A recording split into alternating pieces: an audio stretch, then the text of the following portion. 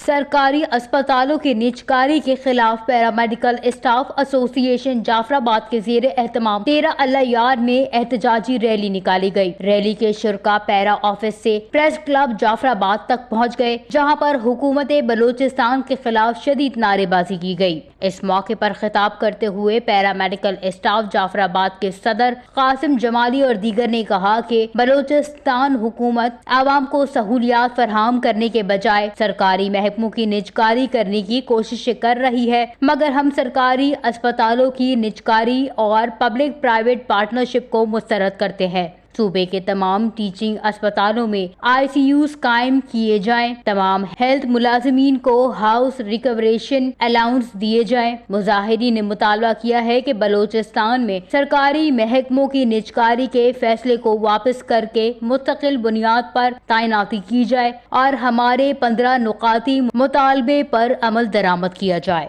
وش news, جعفر آباد، بلوچستان۔